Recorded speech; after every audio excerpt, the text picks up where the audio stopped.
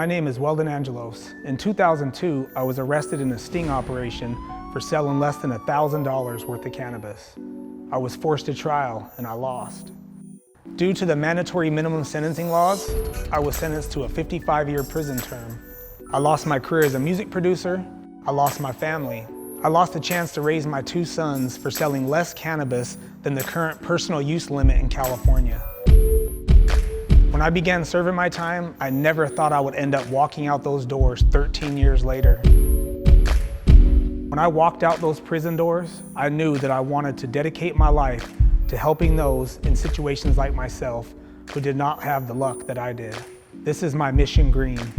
Through our specialized programming and initiatives, we aim to create change by providing relief to those who are still serving sentences for cannabis offenses, creating reentry programs for those who are integrating back into society after serving these sentences, assisting those who do not have access to legal counsel, and by working with policymakers on the local, state, and federal level to change the system at its core to prevent what happened to me from happening to others. This is an issue that affects all American families.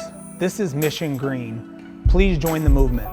Go to missiongreen.org to learn how to get involved. Go to theweldonproject.org to learn how to get involved. Thank you. Hi, my name is Weldon Angelos, and it's time to end the racially biased enforcement of marijuana laws. Despite equal usage rate, black people are 6 times more likely to be arrested for marijuana than white people, and more likely to receive a longer prison sentence. For instance, Parker Coleman is serving 60 years in federal prison for a nonviolent marijuana offense. Terrell Davis, also known as the rapper Rollo, is currently serving a 9-year sentence for a marijuana offense, while the legal cannabis industry just produced their first billionaire.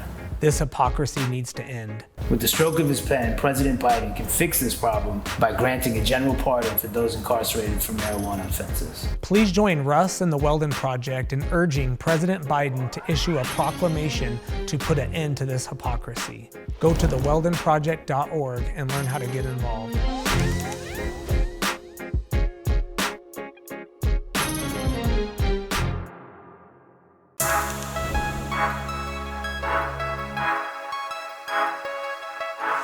Weldon Angelos' own criminal case generated a lot of attention. Now he is gathering a group of celebrities and activists to push for the release of others doing time for marijuana-related crimes. I done had pretty chicks with all the right features and hood rat chicks. The Weldon Project's first effort is to persuade President Trump to commute the sentence of the rapper formerly known as Loon.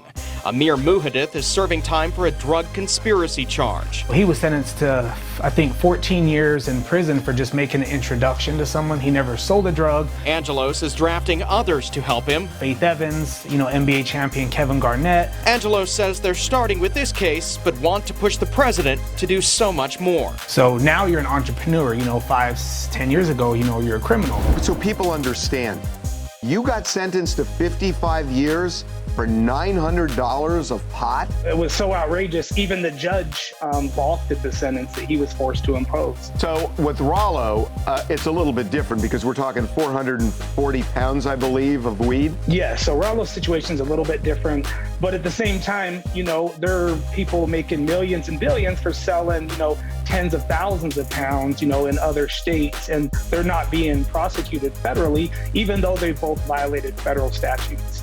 And that's why it's so unjust to incarcerate some, but allow, mostly the elite and mostly, older white men to prosper while locking up people of color like Rollo. First, let me start by saying free Rollo. Brother, yes, sir. Also known as Terrell Davis. We're both from the west side of Atlanta. This brother grew up in one of the roughest sections of my neighborhood. And they say my neighborhood, that side is pretty rough. This brother went on to beat the streets and beat a lot of violence and became a rapper, became a businessman. I want them to hear that from the guy that started Death Row Records, from the same mean streets that they came from. I'm saying that that's what I'm here for. During his stay behind the wall, he developed rehabilitation programs that are still in use to this day. He had many supporters on the outside that were fighting for his freedom, such as reform advocates Allison Johnson and Weldon Angelos. They feel like their life is not going to be satisfied if they don't pull out as many people as possible. You know, when I got out, I was the lucky one. You know, I had a lot of people pulling for me, but the majority of people in prison, they don't have celebrities or political people pulling for them, so I knew that I had to be the voice for the people left behind. One of the gentlemen was mentioned earlier during the White House briefing, Luke Scarmazzo, is serving 22 years for following state law in California. He was prosecuted under a kingpin statute, and he's still in prison right now.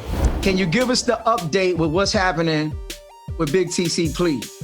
We're working on it. Like I say, Jessica and Weldon and Kim, everybody involved that are helping and that have helped up to this date. We thank you, we love you, we cherish you.